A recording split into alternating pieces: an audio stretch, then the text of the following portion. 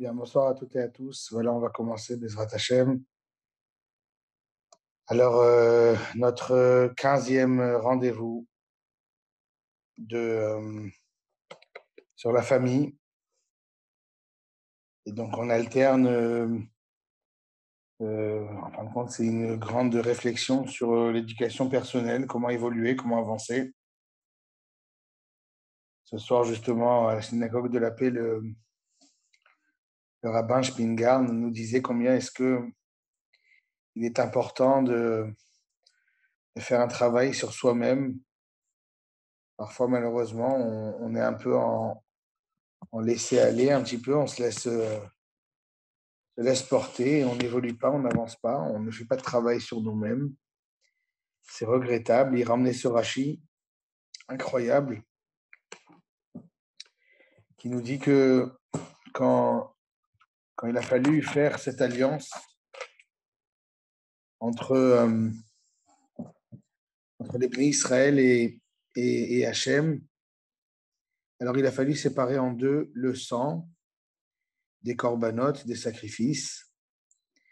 Et ce n'est pas un homme qui a séparé, ce n'est pas Moshe qui a séparé ce sang, mais c'est un ange. Pourquoi? Parce qu'il fallait impérativement que le peuple juif comprenne que cette alliance qu'ils allaient tisser avec Hachem et qui était une alliance qui devait être impérativement partagée en deux parties, ce qu'on appelle les mitzvot ben adam lachavero, les mitzvot qui touchent un homme avec son prochain, et les mitzvot qui touchent un homme avec Hachem.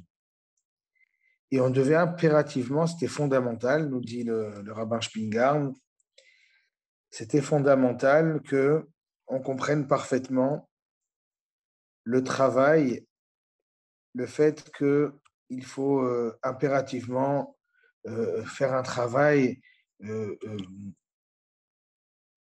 sur les deux fronts. Mais ça demande beaucoup de travail. C'est pas, c'est pas facile de réussir à, à changer sa personne, sa personnalité, ses travers, ses défauts. Et ça, c'est un travail de longue haleine. Alors, du coup, voilà, nous, chaque semaine, on essaye, une fois avec une réflexion plus axée sur le couple, une fois sur l'éducation. Mais en fin de compte, ce sont des secrets qui peuvent nous aider dans toutes les relations humaines avec qui que ce soit. Ce soir particulièrement, on va essayer de réfléchir ensemble sur les reproches, sur comment faire les reproches. Alors, il y avait un cours qu'on avait fait sur les reproches hommes-femmes. Là, c'est plus un reproche, c'est plus sur les reproches, non pas hommes-femmes, mais c'est plus sur les reproches pour les enfants, pour les amis, pour les personnes envers qui il y a peut-être parfois moins d'affect, entre guillemets, qu'il y a plus une volonté, il y a moins ce côté euh, de, de, de, de, de confrontation qui existe dans le couple, mais il y a plus cette bonne volonté. Et c'est là la difficulté, toute la difficulté.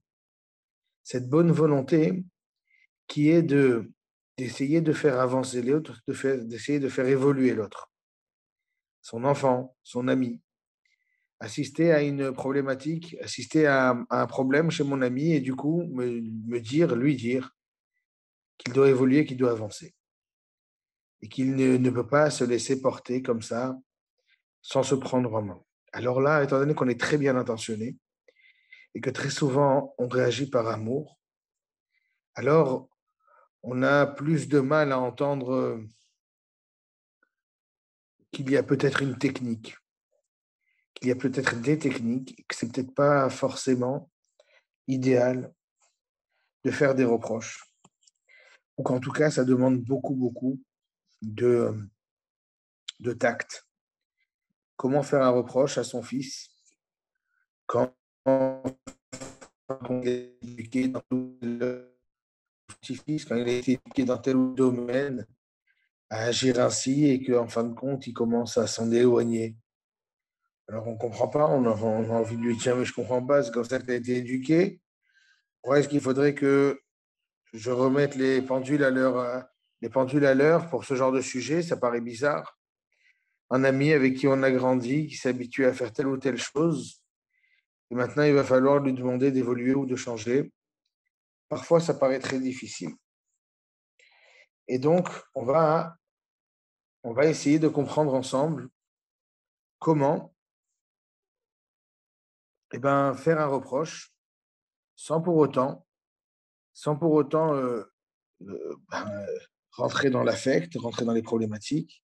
Comment apprendre à faire un reproche à un enfant, à un frère, à un ami. Ouais, comment faire un reproche sans pour autant on rentre dans des problèmes gravissimes. Alors, comme à notre habitude, on va, Bezrat Hashem, étudier ça dans les mots pour qu'on puisse être imprégné un petit peu de ce que nos sages en pensent. Comment faire un reproche? Un pour tous et tous pour un. Alors, la Torah nous raconte que lorsqu'on a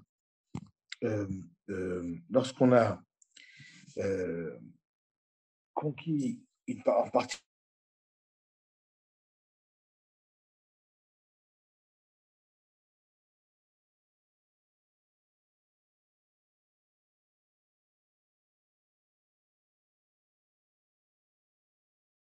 que réfléchit et se dit qu'en fin de compte, il n'était peut-être pas nécessaire d'envoyer tout le peuple pour faire pour conquérir une petite ville qui était remplie de très peu de soldats armés.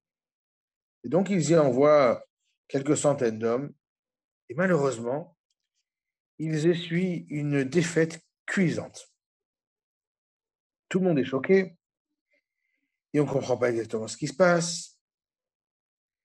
Et là, il va y avoir un pasouk très dur d'Hachem qui nous dit, eh bien oui, vous avez fauté. Et regardez le pasouk qui est devant vous, Vaïm'alou ben Israël ma'al, Baherem. Les Bnei Israël, alors on a l'impression tout le peuple juif, ont tous commis l'interdit de l'anathème. Ils ont pris des objets de cette ville qu'ils avaient tenté de conquérir. Non, pardon, la ville juste avant, chose qui était interdite. Et donc, étant donné qu'il était interdit, les Bnei Israël n'avaient pas le droit de prendre du butin de leur guerre en Canaan. Et alors la Torah elle nous dit qu'ils l'ont pris. Et donc, c'est la raison pour laquelle ils ont perdu cette guerre lors d'une bataille qui, a priori, était gagnée d'avance. Vaïm'alou bnei Israël ma'al bacherem. Nous dit la Torah, c'est parce qu'ils ont pris de l'anathème. Et quand on lit la suite du passouk, on ne comprend pas. Vaïkach Achan ben Karmi ben Zavdi, ben Zerach le Mate Yehuda, minacherem. Et Achan, fils de Karmi, fils de Zavdi, fils de Zerach, de la tribu de Yehuda, a pris justement de cet anathème, Vaïcharaf Hashem bivnei Israël, et Hashem s'est énervé contre tout le peuple juif. Là, la question naturelle qui se pose, c'est pourquoi est-ce qu'Hachem il est énervé contre un peuple tout entier, alors qu'en fin de compte, il y a un homme d'une tribu certes importante, la tribu de Yehuda. Yehuda vont être amenés à être les rois. C'est vrai que c'est un homme important, mais quand même, pourquoi est-ce que le peuple juif doit souffrir? Parce qu'il y a un homme qui a fauté, un homme qui a pris de l'anathème. Et là, les Chachamim, ils vont dire cette phrase que l'on adore dire, Kol Israël Arevim Zelazé. Tout Israël est garant l'un de l'autre. Toujours ce même machal, cette même parabole que l'on a l'habitude de dire, qui est de dire que, par exemple, si on est tous dans un même bateau et qu'il y en a un qui s'est acheté sa propre chambre, ouais, dans un grand paquebot, alors du coup, il prend son marteau, piqueur, il se met à faire des trous dans sa chambre. Alors on lui dit, mais tu es fou, tu es dans un bateau, n'importe quel trou peut amener la mort de tous. Et là, l'homme, il va dire, ben non, c'est ma maison, je fais ce que je veux, je l'ai acheté, je fais ce que je veux dans ma chambre. Il dit d'accord, mais là on est dans un même bateau, tu peux pas me. Là tu me mets en danger. Le peuple juif est dans le même bateau. Kol Israël Arevim Zelazé. Tout le peuple juif est responsable les uns des autres. Et s'il y en a un juif, qui fait une erreur, parfois, le peuple tout entier peut payer pour cette erreur. Alors ça paraît un peu exagéré. Parce qu'à la limite, si c'est un problème physique, comme dans le bateau, on peut comprendre. C'est-à-dire que, bah, écoutez, dans un bateau, a priori, c'est dangereux de faire un trou. Ça, c'est une évidence. Mais pourquoi est-ce que je n'aurais pas le droit de faire ma vie dans mon coin? Pourquoi est-ce que les problèmes que je vais pouvoir faire, les havérotes que je vais pouvoir peut-être que je vais transgresser, pourraient être prises par Hachem comme étant un problème qui est général? Quel rapport?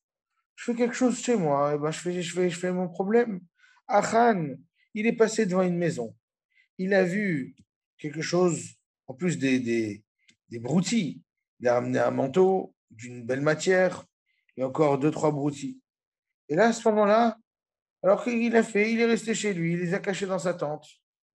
Alors, en quoi ça peut, pourquoi est-ce que ça devrait être la responsabilité ou le problème de tous? A priori, on ne comprend pas pourquoi est-ce que c'est le problème de tous. A priori, c'est le problème d'une personne. Pourquoi est-ce que la Torah, même si encore une fois, on entend très bien que quand Israël arrive Zélazé, ça veut dire que tout le peuple juif, il est responsable les uns des autres.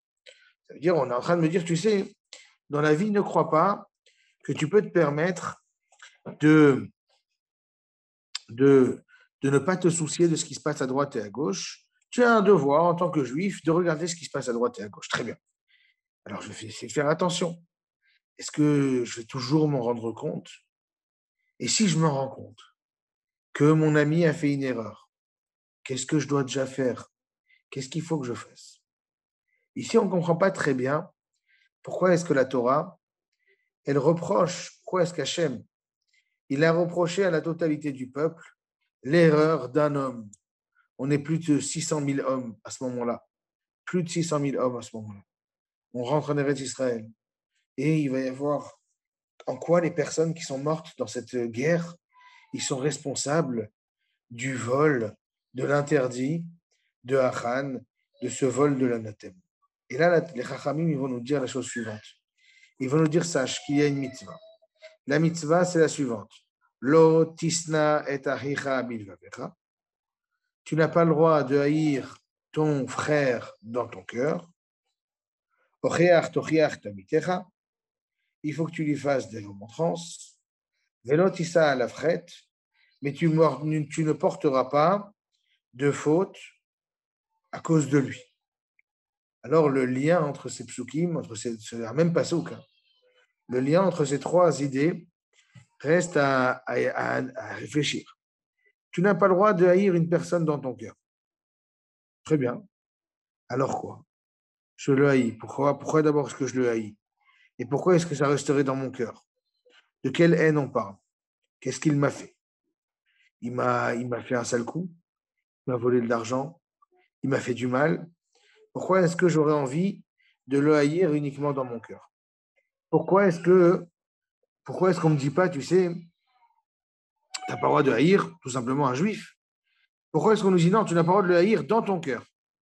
Comme si, en fin de compte, tu n'as pas le droit de garder ça en toi. Il faut que tu l'extériorises. Mais je ne comprends pas.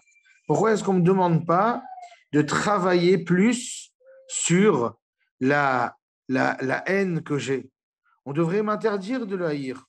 On devrait me forcer à essayer de travailler sur cette haine plutôt que de me demander d'extérioriser cette haine.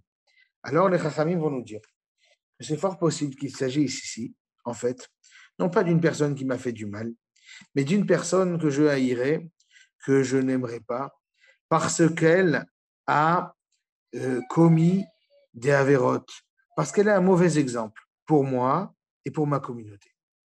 Je pourrais en vouloir à une personne qui, en fin de compte, n'essaye pas d'être un exemple pour tous.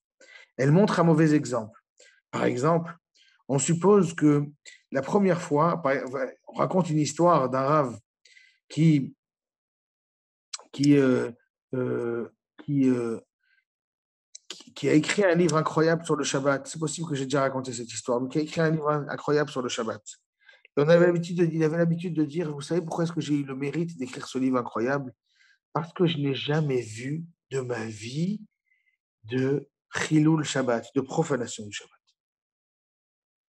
Lorsque j'assiste à une profanation du Shabbat, lorsque je vois des personnes transgresser des avérotes, faire des choses qui ne sont pas dignes d'être faites par des juifs, à ce moment-là, nous disent nos sages, ça devient à mes yeux quelque chose d'acceptable. Alors on nous dit, tu sais, tu pourrais peut-être voir une personne qui fait des mauvaises choses, qui fait des avérotes, qui n'est pas digne d'être un exemple. Et toi, à ce moment-là, tu vas commencer à créer une forme de haine vis-à-vis de lui. Alors, une haine, c'est peut-être pas le mot, mais en fin de compte, tu vas te dire, tu vois, cet homme-là, il est dangereux pour la société. Alors, on te dit, tu sais, tu as de la peine pour qui? Pour la société? C'est bien. Tu as de la peine aussi pour qui? Pour lui, sûrement. C'est bien aussi. Ne garde pas ça en toi. Sors-le. Et par hasard, tu as une haine vis-à-vis d'une personne parce il t'a fait une crasse, parce qu'il t'a fait quelque chose qui ne te plaît pas. Réfléchis. On nous trouvera un moyen de travailler, de voir comment est-ce qu'on pourra essayer de l'aider. Mais si par hasard, tu peux essayer de le rendre de le ramener vers le droit chemin, ne garde pas ça en toi. Exprime-le. Extériorise ton ressenti vis-à-vis de cet homme et sors le reproche que tu as envie de lui faire. Mais attention, lotissa à la frette. Ne commets pas d'erreur.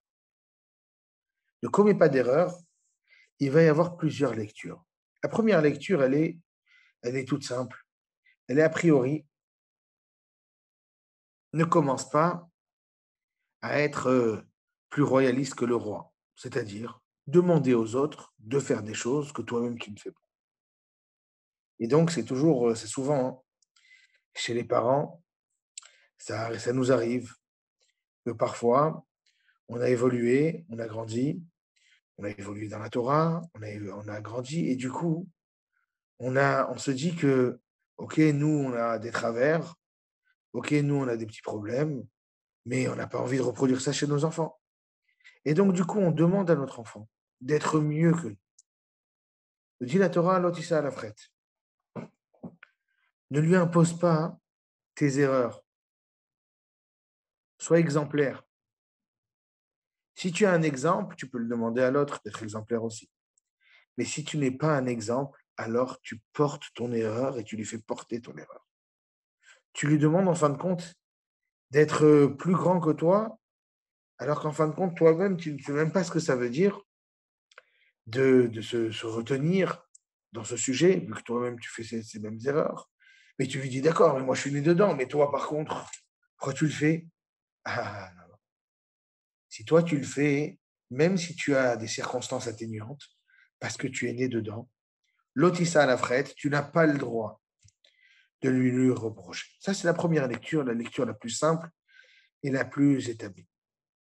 Mais il va y avoir des textes qui vont peaufiner un petit peu cette réflexion et qui vont nous apprendre un petit peu comment est-ce qu'il faut faire justement ce reproche, comment apprendre à faire ce reproche, qui est venu à nouveau, je le répète, du fait qu'il est écrit Lotisna et Achicha bilvavecha, tu n'as pas le droit de haïr ton frère à l'intérieur de ton cœur. C'est-à-dire qu'on a reconnu dans ton envie de faire un reproche, on a reconnu quelque chose de très beau, de très fort, de très grand. Et on ne veut surtout pas que ça reste à l'intérieur de ton cœur. Parce que cette doucha, hein, on veut que tu la partages, cette sainteté, cet esprit de, un peu comme Pinchas, bientôt, on va arriver au parachiote de Pinchas, où un jour Pinchas, eh ben, il va avoir cet esprit de vengeance, par amour pour Hachem. Il va dire, je ne peux pas assister à cette catastrophe qui est face à moi, je suis obligé d'agir. Alors, c'est ça qu'on est en train de dire. Tu as en toi quelque chose de magnifique, un problème, un regard de la faute qui est négatif, quelque chose de problématique. Serre en toi, utilise-le, ne l'étouffe pas, c'est pas bon. Fais profiter le monde de ton esprit de Kedusha, de ton esprit de sainteté. Mais attention, et donc fais-en un reproche. Vélotissa à la frette. Première lecture, comme on l'a expliqué, c'est de dire que je ne peux pas exiger de quelqu'un d'autre de faire quelque chose que moi-même, je ne suis pas en mesure de le faire. Alors, on peut expliquer de manière très simple. Pourquoi est-ce qu'il ne faut pas que je fasse un reproche à une personne, même si c'est mon fils, et même si c'est mon élève, alors que moi-même, je ne suis pas en mesure de le faire? C'est que tout simplement, on va découvrir, et ça, on l'avait développé déjà dans un cours avec l'homme et la femme, mais encore une fois, euh, on- chaque cours est indépendant, donc on peut. Mais rapidement, la plus grande angoisse lorsque je fais un reproche, c'est que l'auditeur, la personne qui va entendre ce reproche, qu'est-ce qu'elle va comprendre, qu'est-ce qu'elle va entendre et qu'est-ce qu'elle va se dire. Pourquoi est-ce que moi, je lui ai fait ce reproche? Ce qu'il faut surtout pas, on va dire déjà ce qu'il faut surtout pas qu'elle croie, c'est qu'en fin de compte, eh ben, en fin de compte, je suis juste énervé et j'ai pas les nerfs. Et donc, du coup, mes nerfs, ils explosent. Est-ce que je pense que je dis? Peut-être un petit peu. Mais en fin de compte, c'est juste la conjoncture qui m'a amené à dire ce que je pense. Ça, c'est une catastrophe. Si la personne en face de moi, elle pense que le reproche, en fin de compte, n'est que le produit de mon énervement ponctuel pour X ou Y raison, le reproche ne sera même pas écouté un centième de seconde. La même chose. Pire encore, il va juste créer un dégoût. Deuxième chose, pourquoi est-ce que je lui ferai un reproche? Deuxième exemple, c'est qu'en fin de compte, je veux prendre le dessus sur cette personne. Je veux lui montrer que c'est moi qui décide. Donc, du coup, eh ben, je cherche la petite bête. Ah, tiens, tu vois, il y a un petit problème là. Tu as vu comment tu as mal fait? Je veux montrer qui c'est qui est le patron. Ça aussi.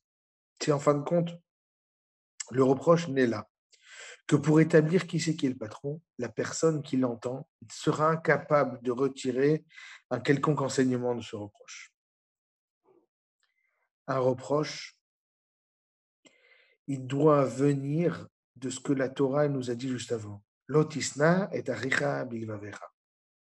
J'ai le devoir de faire un reproche et de transmettre ce reproche pour que la personne qui l'entend se dise, tiens, il avait une vision, la personne qui me fait me faire le reproche a une vision, non pas négative de la vie, mais il a une vision d'évolution, une vision d'amour de l'autre, une vision d'excellence et de sainteté et de connexion avec Hachem. Et donc, il a tenté de me faire profiter de ça. Ah, si c'est ça, quel que soit le reproche, si c'est ça que je perçois, j'entends que de l'amour. Et ça, c'est important. Et c'est ça qui est important. Donc, les problèmes qu'on va rencontrer dans les reproches, alors on va voir comment est-ce que les sages, ils ont exprimé en gros ce que je viens de résumer. Mais en fin de compte, on va voir que c'est exactement ça le problème. Que l'introduction de la Torah Lotisna est achicha bilvavecha, tu ne dois pas détester ton frère dans ton cœur, c'est qu'en fin de compte, si par hasard, ni en toi une flamme de Gdusha, fais-la profiter aux autres. Et c'est la raison pour laquelle les Chachamim nous disent dans le numéro 2, justement, le silence est d'or. Les Chachamim vont nous dire une phrase incroyable. Keshem shemitzvah al adam lomar davar anishma, au même titre qu'il y a un devoir pour un homme de dire, de faire un reproche. lorsque ce reproche est audible, lorsque ce reproche va être entendu, car mitzvah la adam, il y a un devoir pour l'homme, shelo lomar davar shelo nishma. Il y a autant un devoir de dire une chose lorsqu'il faut le transmettre que de ne pas dire une chose lorsqu'il faut se taire. Et ça, c'est incroyable comme phrase. Regardez, on vient de rentrer dans le mois de Hadar. Je disais à certains, à des amis, je leur disais la chose suivante. Je leur disais cette phrase-là qui commence toujours par Keshem.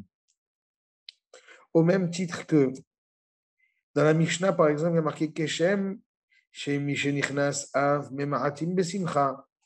Au même titre que lorsque le mois de Av rentre, eh ben, il faut amoindrir un petit peu dans la joie, car aussi, Mishenichnas Adar, même Marbim Besimcha, lorsque le mois de Hadar rentre, Marbim Besimcha, il faut augmenter la joie. Et là, les Chachamim me demandent pourquoi est-ce qu'on a rattaché Keshem chez Mishenichnas. Parce que en mois de Av, je suis en down, je ne montre pas beaucoup de joie, je dois amoindrir ma joie. Alors du coup, au mois de Hadar, je dois augmenter ma joie. Pourquoi est-ce que, ça veut dire la raison du mois de Av, elle est indépendante, a priori, on ne voit pas le rapport, le lien. Keshem, le Keshem ici, au même titre que, il nous pose un peu problème.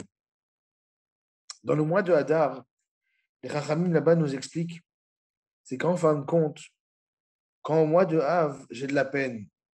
J'ai de la peine pourquoi? Parce que eh ben, les Babyloniens ou les Romains m'ont massacré mon Beth Amikdash, et donc du coup j'ai de la peine et je suis très énervé contre eux. Ou est-ce que j'ai reconnu la main d'Hachem dans la destruction du temple? Au même titre. Ah, on a réussi à être sauvé. Ouais, on a été sauvé à Purim de ce méchant Haman. Ou est-ce que non, on a compris le message qu'Hachem nous a envoyé et on s'est pris en main et du coup on a été sauvé à Purim? Quelle est la réflexion?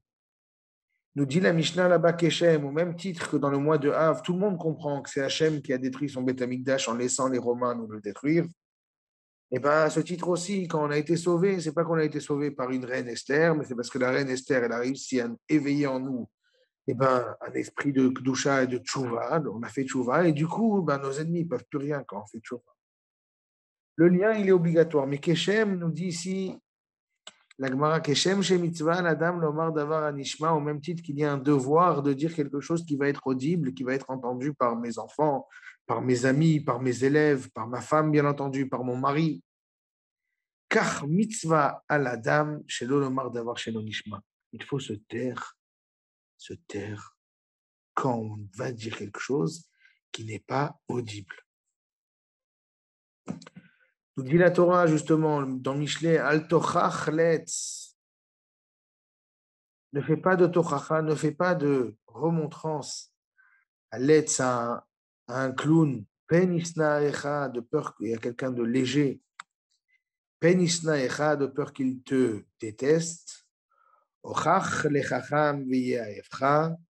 Fais une remontrance au chacham, au sage, v'yaefcha, il va t'aimer. Ici, on découvre, a priori, on avait exposé au début que, en fin de compte, j'ai un esprit de Kedusha, un esprit de sainteté à l'intérieur de moi.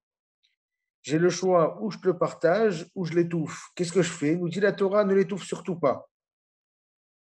Mais nous dit la Torah juste après, dans Michelet et ailleurs, si par hasard, cette chose-là, eh ben, elle va pas être audible, elle va pas être entendue, elle peut pas être entendue. Elle n'est pas audible par la personne à qui tu vas parler. Tais-toi, tais-toi. C'est incroyable. Car mitzvah la adam, lomar davar shelo nishma, il faut se taire. Et là, il va nous dire, le Rambam, Maïmonide, il va nous dire dans la halachot, justement, qui nous parle de cette femme un peu légère, qui s'appelle la femme Sota. Et bien, il va nous dire là-bas, justement, c'est un homme qui est marié avec elle. Et du coup, il a un problème avec cette femme. Alors, du coup, là-bas, le Rambam, il en profite pour nous apprendre comment est-ce qu'il faut mettre en garde nos enfants et notre femme pour que dans la maison, il n'y ait que des bonnes choses. En raoui likfotz, il ne faut pas sauter. Ou les canotes bifne dim trila, et mettre en place les problèmes qui étaient mis en place à l'époque de la Torah dès qu'on avait une femme qui était soupçonnée de faire un problème. Bifne edim trila, la première chose qu'il faut faire, c'est pas faire des reproches et aller et mettre en place le processus. Et là, Beno les Bena, il faut mettre ça en place d'abord entre toi et elle. Benachat, avec douceur. Ou Bederech Tahara, avec d'une manière de pureté, vers Azhara et de mise en garde.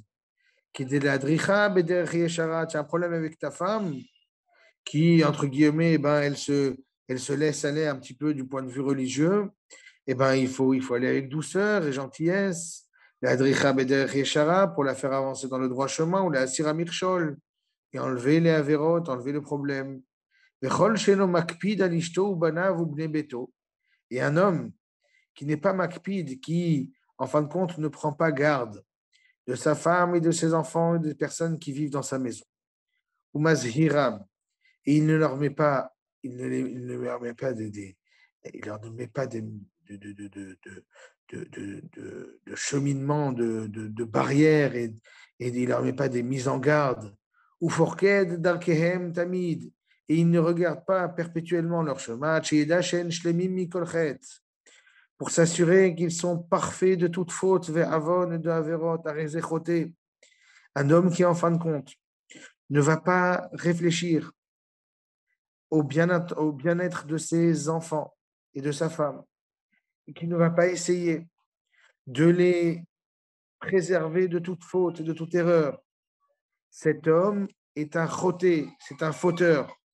Chez Nehemar, parce qu'il est écrit, Veyadarta kishalom haolecha, et tu sauras kishalom haolecha que ta maison est un havre de paix. Fakta tanavecha velo techeta, et tu auras que de la joie et du bonheur, velo techeta, et tu ne faudras pas. Alors ici, on est face à une forme de contradiction. D'un côté, on a compris que d'une certaine manière, il faut essayer d'exprimer à chaque fois qu'on est animé d'un esprit de Kedusha, de sainteté, de Tahara, de pureté. Alors il faut exprimer cela et parler aux personnes qui ne sont pas forcément dans le droit chemin. D'un autre côté, les sages nous disent, tu sais, parfois le silence est d'or. Tais-toi. Si la personne en face de toi n'est pas capable d'entendre le reproche que tu vas lui faire, il vaut mieux se taire. Très bien. Mais on voit que si par hasard je laisse mes enfants et ma femme partir dans le droit chemin et que je ne les prends pas en main, je suis un choté, je suis un fauteur. Alors qu'est-ce que je peux faire?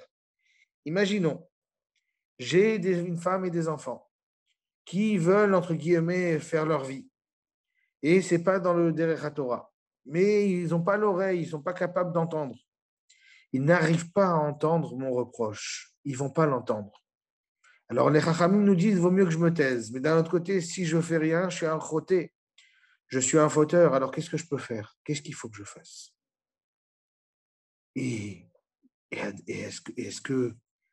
en même temps, je me sens animé vraiment d'une volonté de faire évoluer mon enfant, ou faire évoluer ma femme, ou faire évoluer mes amis. Donc, je suis animé d'une vraie volonté de faire évoluer. D'un autre côté, je sais que la personne en face de moi, elle n'a pas l'oreille pour entendre, elle n'a pas cette envie, ce n'est pas le moment pour lui ou pour elle de se prendre en main. Et d'un autre côté, je ne veux pas être un fauteur, je veux faire avancer tout. Alors, la réponse à cette question, d'accord, la contradiction, elle est un peu claire. Donc, je vais récapituler un petit peu ce qu'on a vu jusqu'à maintenant. On a vu trois choses. Première chose, on a vu que c'est très important de ne pas rester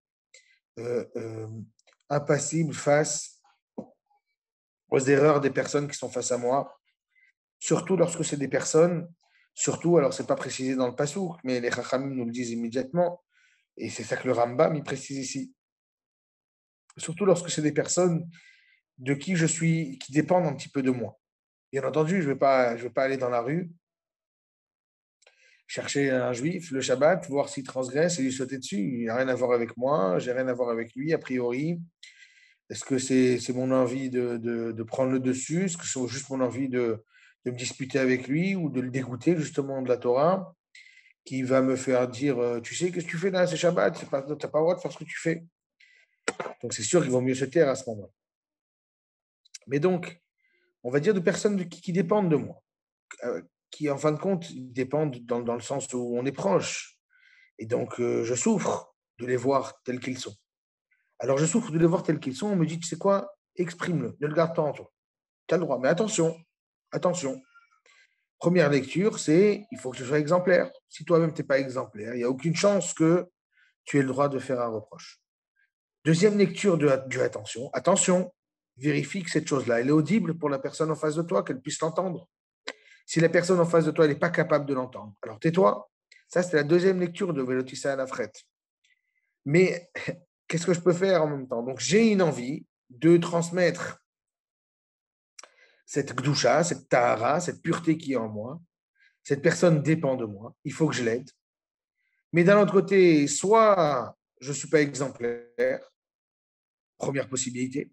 Deuxième possibilité, mais j'ai des travers, alors que cette personne-là, par exemple, elle n'a pas les mêmes travers que moi. Ou alors, deuxième possibilité, cette personne-là, elle n'est pas capable d'entendre. Alors quoi? Je dois me taire et je dois le laisser. Mais pourtant, la Torah ne nous dit-elle pas que, a priori, si je le laisse tranquille, ben je suis un choté, je suis un fauteur de le laisser tranquille. Alors, comment est-ce qu'on va faire? Alors, la première réponse à cette question, à la limite, elle est très angoissante, comme vous allez le voir. C'est Rachid qui nous la donne dans la paracha de Dvarim. Mais on va donner une deuxième réponse, donc ne vous inquiétez pas, parce qu'elle est très angoissante, je vais vous expliquer pourquoi. Dans la paracha de Dvarim, Moshe Rabbeinu, il commence la Torah là-bas, dans la paracha de Dvarim, c'est le dernier discours de Moshe Rabbeinu. Et dans son discours, Moshe Rabbeinu, il fait beaucoup de remontrances. Alors, par allusion, certes, mais il fait beaucoup de remontrances. Et il va nous dire, il va faire des remontrances. Et Rashi va nous dire, Melamed, nous dit Rashi, Melamed, Shelo Chichan, Ela Samuch Lamita. De là, j'en déduis que Moshe Rabbeinu ne leur a fait de reproches que proche de sa mort. De qui il a appris? Mimi Lamad, nous dit Moshe, nous dit Rashi. Mi Yaakov, il a appris ça de Yaakov. Shelo Chiach et Banav Ela Samuch Lamita. C'est vrai que Yaakov, dans la paracha de Vayechi, il va les bénir et il va régler quelques comptes. Il ne leur a fait des reproches que quand il était proche de sa mort. Il lui a dit, Amar Reuven béni. Il a dit, Reuven, mon fils. Ani omer lecha mipenema leochachticha kol hashanim halalu. Et il dit, tu sais pourquoi est-ce que je t'ai jamais fait de remontrance? Pardon. Reuven, pourquoi je t'ai jamais fait de remontrance jusque-là? Pardon. J'avais peur.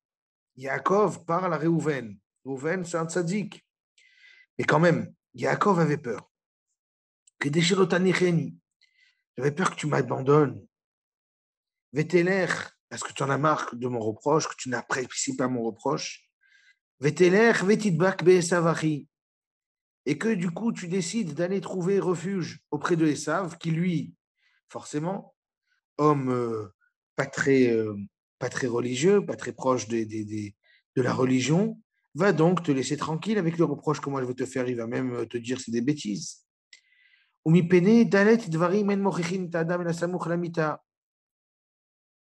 dit, nous dit Rashi qu'il y a 4 raisons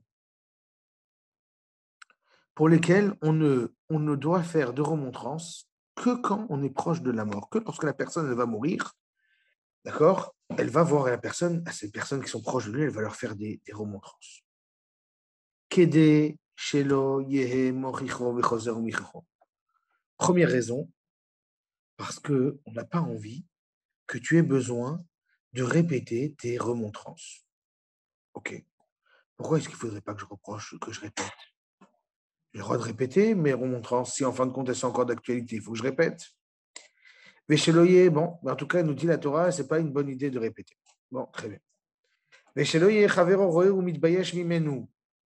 Et parce qu'on a peur aussi que la personne à qui je viens de faire une remontrance, eh ben, elle va me voir et elle va avoir honte. Il y a deux autres réponses dans le Sifri. Vechen Yehoshua, et on voit que, en tout cas, Moshe, il a fait comme ça, il a appris de Yaakov, et Yehoshua va apprendre aussi de Moshe. L'Ochiach Israël la Samok Lamita, il va leur faire des remontrances que quand il est proche de la mort. Vechen Shmuel, Shmuel aussi. Shneimar Hineni Anouvi. Et il dit voilà, je vais bientôt mourir, donc je vous fais des remontrances. Vechen David et Shlomo Beno. Et David aussi, quand il a fait des remontrances à Shlomo, alors du coup, il a attendu la fin de sa vie. Et là, à ce moment-là, je vous ai dit, c'est très angoissant. Parce qu'en fin de compte, Rachid est en train de me dire, monsieur, tu es un parent, tu es un maître, tu es un frère, tu es un ami, tu vois des choses qui ne sont pas bien à côté de toi. Tu peux peut-être aider. Alors, je ne sais pas, est-ce que tu peux aider ou tu ne peux pas aider? Tu as envie de faire une remontrance, tu as envie que les gens ils se prennent en main, tu as envie que les gens ils comprennent. Tu te dis, attends, attends, attends, attends, attends. Quel âge tu as? Ah ben non, tu n'es pas prêt de mourir. Tais-toi. Est-ce comme ça que ça marche? Alors, c'est vrai. C'est vrai que, c'est vrai que d'abord, on va régler ce problème. Le problème, on va régler un problème. On avait posé une question, on avait demandé, je ne comprends pas. Tu me dis qu'il faut que je me taise si par hasard la remontrance ne peut pas être audible. D'un autre côté, on m'a dit non, d'un autre côté, attention, il faut absolument aider les autres. Alors je te dis, c'est vrai, il y a de fortes chances pour que lorsqu'une personne elle est au bord de la mort, eh ben, ces remontrances seront toujours audibles, toujours plus audibles en tout cas qu'une personne qui est vivante.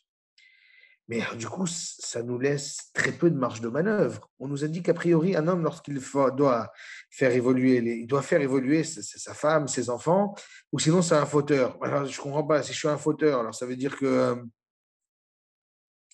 je suis un fauteur, mais en même temps, je dois attendre de mourir pour faire. Alors, comment ça marche? Ah, ça paraît fou. Bon, d'un autre côté, encore une fois, cette chose-là, elle sera entendue sûrement. Je n'aurai pas le problème de est-ce que c'est audible ou pas audible. Parce que je suis sur mon lit de mort. Et quelqu'un qui, en fin de compte, ne va pas avoir la chance de vieillir pour pouvoir se voir un petit peu euh, euh, perdre ses moyens et donc voir la mort devant approcher et donc vouloir faire ses remontrances, mais qui est mort subitement.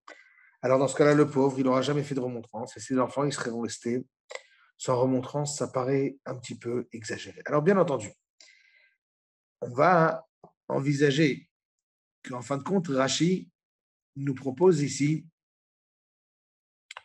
qu'il y a peut-être certains reproches, qui sont peut-être beaucoup trop fins, beaucoup trop difficiles à transmettre, où il y a peut-être beaucoup trop d'affect et d'ego qui sont en jeu. On prend l'exemple de Réhouven. Est-ce que c'est l'exemple que Rachid nous a ramené? Réhouven, le reproche que Yaakov lui a fait, c'est qu'à la mort de Rachel, Yaakov a décidé de rester proche de, de la servante de Rachel. Alors, certains expliquent parce qu'ils voyaient en elle Rachel encore. D'autres expliquent que tout simplement, c'est Hachem qui lui disait où dormir et c'est jamais lui qui a choisi. D'autres expliquent encore que Binyamin avait perdu sa mère en couche, donc il fallait absolument qu'il sente une forme de cellule familiale qui lui rappelait un petit peu sa mère. Mais en tout cas, Réhouven, il s'en mêle. Maintenant, il s'en mêle d'une manière tragique. Il est très énervé. Il y a beaucoup d'affects qui sont là-dedans. On parle de Yaakov et de ses 4 femmes, et de sa femme Léa. Cette femme, c'est des liens qui sont très, très, très compliqués, etc. Et Rouven, il met les pieds dedans. Et en même temps, il n'a peut-être pas toute la sagesse, il a juste la candeur et, la folie de l'enfant qui veut venger sa mère. Donc là, mon cher, et donc là, Yaakov, il dit, regardez, on va attendre, on va attendre. Je ne peux pas lui en parler maintenant, ça n'a aucun sens. Donc je vais attendre pour. Donc là, c'est quelque chose de beaucoup plus. Mais bien entendu, on ne parle pas que Réhouven, surtout, et là, il nous dit Rashi, Vous imaginez la discussion qu'il y aurait eu entre Réhouven et Yaakov? Non, ça va pas, c'est pas bien ce que tu fais, etc. Papa, pourquoi tu vas? Toi, de quel droit tu te mêles? De quoi tu te mêles? Et là, Réhouven qui dit, attends, attends, attends. Donc, en fin de compte, on n'a pas le droit de te parler, tu es le maître absolu, tout ce que tu fais, c'est bien, même quand tu fais souffrir ma mère. Bon, laisse tomber. Tiens, en fin de compte, t'es un tortionnaire, moi je m'en vais, ça sert à rien, on ne peut pas discuter. Et donc, il serait parti. Donc, Rachid, en fin de compte, on a l'impression de la même chose. Si on prend chaque exemple, on va voir que c'est des exemples qui sont très difficiles. Shmuel, avant sa mort, eh ben, il a déjà mis en place David Amelech alors que Shaoul n'est pas mort. C'est un, c'est un casse-tête chinois ce qui se passe. Shaoul s'attache au royaume, il a envie de transmettre à Jonathan. Jonathan aime David, il a envie que David devienne roi. David, il est le roi, mais il est pourchassé. Donc maintenant, Shmuel, il est au milieu de tout ça. Et qu'est-ce qui va commencer à chaque fois qu'on prononce le mot de David, Shaoul s'énerve. Qu'est-ce qu'on peut faire? Donc on est face à des problèmes très épineux, très épineux. Très épineux. David Ameller, il a plusieurs femmes, plusieurs fils. Chaque fils, il veut prendre sa place. Il y a déjà eu 2 coups d'État au moins par ses propres fils. Donc c'est très compliqué. À quoi il va commencer maintenant à faire de l'ordre de son vivant dans des sujets si épineux qui, en fin de compte, n'ont aucune chance d'aboutir dans quelque chose de réussi. Donc nous dit Rachid dans les exemples qu'il nous donne, Moshe Rabbeinu, l'exemple de Moshe. Moshe Rabbeinu, 40 ans dans le désert, combien de révoltes, combien de morts, combien de problèmes. Quoi. Maintenant, il va commencer à régler les problèmes avant, mais ils vont arriver sur les rotules. Psychologiquement, si en fin de compte, Moshe Rabbeinu, il avait, pendant toutes ces années, il avait à chaque fois dit ce qu'il pensait. Donc, il est obligé d'arrondir les angles. À la fin de sa vie, il peut s'attaquer à des sujets si épineux. Donc, on va repousser le fait qu'on a le droit de faire des reproches que quand on s'apprête de mourir. On va juste dire dans des situations très épineuses, très compliquées, il faut repousser à des moments plus opportuns. Mais pour, euh, pour conclure rapidement, il y a encore plein de choses à dire sur ce sujet, mais pour conclure rapidement sur comment reprocher, le Riva, il nous dit la chose suivante. Reprocher pour prévenir, mais pas pour réagir. Arriva Omer, chez Mitzvah Tochacha Mea Peamim, il est marqué qu'a priori, lorsqu'une personne fait une erreur, doit être prêt à lui reprocher 100 fois. Pourtant, qu'est-ce qu'on a dit? On a dit que si la personne n'est pas capable d'entendre, alors il faut que je m'arrête, il ne faut pas que je lui dise. Mais si je lui répète 100 fois, c'est-à-dire qu'il n'est pas capable d'entendre. Alors, comment ça marche? Alors, le Riva, il nous explique la chose suivante. Quand est-ce que j'ai le devoir de faire un reproche 100 fois? C'est lorsqu'une personne a envie de fauter et il s'apprête à fauter. Et je n'ai pas envie qu'il faute.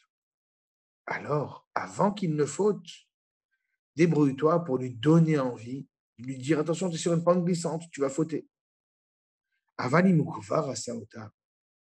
Mais s'il a déjà fait l'avera, tu n'as pas le devoir de lui faire une remontrance 100 fois. Klomar, il nous explique. Adam un homme qui a envie de faire du lachonara, qui a envie de dire de mauvaises choses. Je dois lui dire, non, non, ne dis pas, c'est des bêtises de raconter des choses sur les gens, de la médisance, c'est pas important.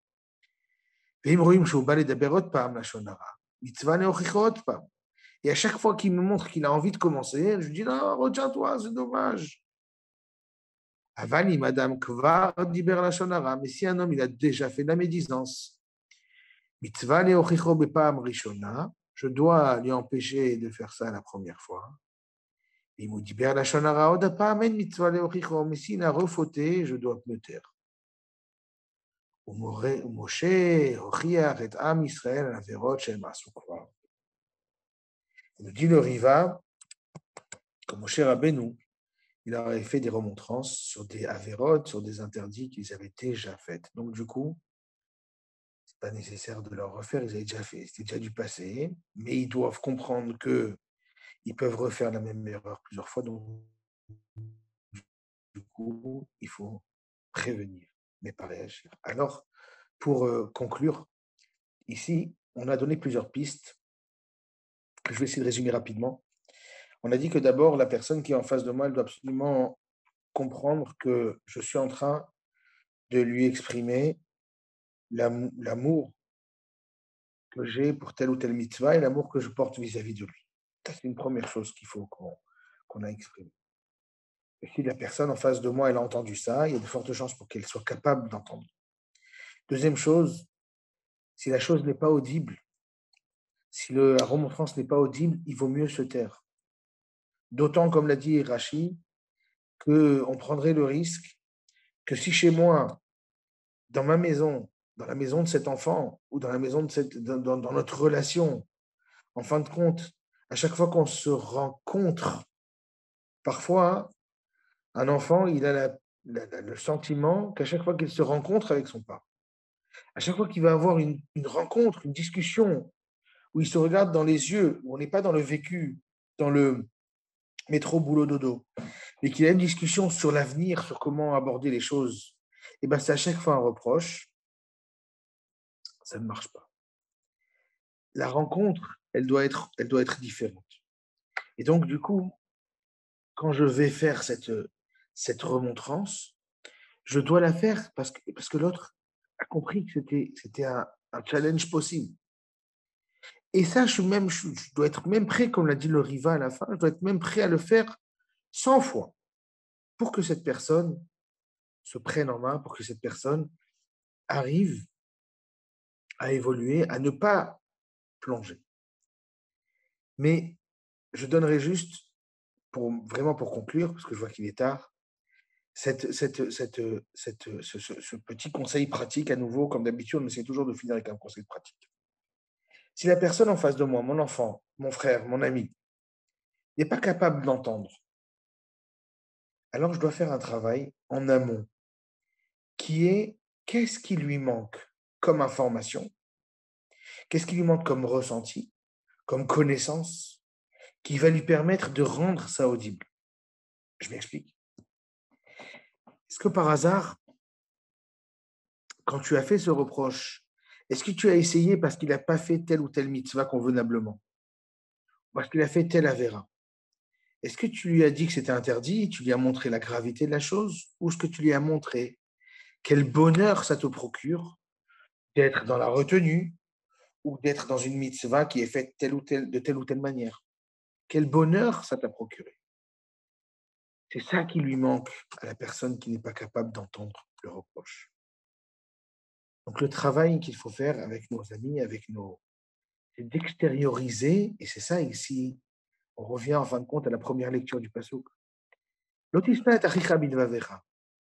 Tu crois que ton ami, lorsqu'il a décidé de s'éloigner, et que du coup il a fait quelque chose qui est détestable à tes yeux, crois-tu qu'il a exactement le même regard que toi sur cette mitzvah? Crois-tu qu'il a le même ressenti? Est-ce qu'il a vu ton ressenti si beau, si enthousiaste vis-à-vis de telle mitzvah? S'il ne l'a pas vu, eh ben, il faut que tu remplisses ce manque. Tu veux extérioriser cet amour que tu as pour telle ou telle mitzvah et donc du coup la peine que tu as que l'autre ne la fait pas ou que l'autre transgresse, très bien, c'est très joli, c'est très beau, kol hakavod, bravo. Et pour cela, la première étape, c'est de rendre cela audible. Comment est-ce qu'on rend ça audible? Ben, on explique quel bonheur on a de faire telle ou telle chose. Alors, on va parfois s'énerver contre nos enfants, qu'ils ne sont pas assez, qu'ils ne s'expriment pas assez, qu'ils ne nous disent pas ce qu'ils vivent, qu'on va s'énerver contre nos enfants parce qu'ils se sont levés tard à la tfila. On va s'énerver contre nos enfants parce qu'en fin de compte, ils passent leur temps à lire des BD, par exemple, au lieu de lire des choses constructives. Et si toi, tu as envie de commencer à faire un reproche, passe par une semaine où tu essayes d'une manière ou d'une autre de véhiculer combien est-ce que toi, ça t'a procuré de la joie d'arriver à l'heure à la tfila, Quelle joie ça t'a été de pouvoir t'exprimer ouvertement, de pouvoir dire tout ce que tu ressentais. Que toi, tu vas extérioriser combien est-ce que ça t'a fait plaisir de découvrir telle ou telle idée, d'en parler à table avec tes enfants. Et là, à ce moment-là, tu as rempli le manque pour que le reproche devienne audible. On n'a pas le droit de dire quelque chose qui n'est pas audible. Et donc la mitzvah, c'est de rendre ça audible. Ça, c'est la première mitzvah. Et une fois que tu as rendu ça audible, 9 fois sur 10, le problème est réglé. Pour la seule fois sur 10 où le problème n'est pas réglé, alors tu fais une remontrance à voix haute. Et à ce moment-là, étant donné que tu as rempli le manque, ça n'est plus quelque chose qui n'est pas audible, c'est quelque chose qui est audible. Donc, prendre conscience qu'en fin de compte, notre reproche, le problème qu'on reproche à l'autre, qui n'est pas au même niveau spirituel que moi à l'instant T, c'est qu'il lui manque la connaissance, qu'il lui manque le savoir de combien est-ce que la retenue, si c'est une avéra, ma retenue me procure à moi un bonheur, et ou alors telle ou telle action me procure à moi un bonheur. Si en fin de compte, je dis à une personne, il faut que tu arrêtes de manger pas cachère, moi aussi ça me saoule, hein, mais il faut que tu arrêtes quand même, c'est très grave. Il n'y a aucune chance que ça marche. Par contre, si je lui dis, quel bonheur d'être dans la retenue, de ne pas sauter sur n'importe quoi, d'essayer de réfléchir un petit peu à comment est-ce que la cache-route, comment est-ce que manger cachère peut nous faire évoluer. Alors à ce moment-là, on peut dire, c'est dommage que tu ne profites pas toi aussi de cette chose incroyable et sachez par expérience que ça marche avec brio. Voilà, mesdames, messieurs, si vous avez des questions, je vous invite à les poser. Salut, ça va? Salut, Bini, Bini. Ça va et toi? Ça va, grâce à Dieu. Pas une question, mais j'avais entendu, en fait, c'est ce qui nous dérange chez les autres, Ouais, c'est souvent quelque chose qui fait écho chez nous. oui. Donc c'est peut-être aussi l'occasion d'évoluer ensemble sur ce point. Razak, exactement. Razak, tu le dis encore mieux. Razak, tu rajoutes un point incroyable. Razak, je suis entièrement d'accord avec toi. C'est-à-dire, c'est qu'en fin de compte, si l'autre n'est pas capable de l'entendre et que moi, en plus, c'est la seule chose que j'ai reconnue chez lui, il y a de fortes chances pour que, comme je disais, ce manque-là qui est pour que ça devienne audible, on doit faire ce travail ensemble. Et dès qu'on va le faire ensemble, on sera sûrement au Ouais, même niveau. parce Tu as que entièrement c'est raison. ouais, parce que j'avais entendu, moi je pense que c'était Rav Cohen de Netanya, mais je pense qu'il y a Ouais, beaucoup de gens ouais, qui le disent, c'est que les enfants, ils n'écoutent pas, ce qu'on leur dit, ouais. mais Ah, ils imitent ce qu'on fait. exactement. Donc si tous les Exactement. matins on va à la choule en traînant les pieds, en soupirant, mais qu'on lui dit: «Vas-y, lève-toi aussi», machin, il dit: Ouais, «Mais pourquoi moi je vais le faire? Parce que lui aussi ça le saoule». exactement. C'est comme tu as dit quoi, qu'il faut que Ouais. la personne pour qu'elle puisse le dire, qu'elle vive la chose Mais quoi. alors, ça peut aussi arriver, ça peut aussi arriver qu'en fin de compte, c'est un manque d'expression, mais que la joie est présente. Oui, C'est un manque d'expression, et donc du coup, ce manque d'expression a créé un manque chez l'enfant aussi, ou oui, chez la personne, et qui donc va rendre ça, en fin de compte, personne ne sait que je kiffe venir à la tfila, mais je le kiffe vraiment, mais du coup, j'en ai jamais parlé, parce que c'est jamais venu sur le sujet, ça n'a jamais été une question parce que j'ai été forcé, etc. Mais donc du coup, mais donc peut-être, c'est pas systématique oui, mais tu as raison, tu as entièrement raison. Et du coup, dans mon reproche, étant donné qu'il n'est pas audible chez l'autre, le travail qu'il va falloir faire, c'est de remplir ce manque pour le rendre audible. Pour le mmh, rendre audible. ouais. Razak, Razak, merci pour l'ajout. je t'en prie. Shavua tov. Shavuot Tov, merci à toutes et à tous. À la semaine prochaine. Bezrat Salut. Hashem. Allez, au revoir, bonne soirée.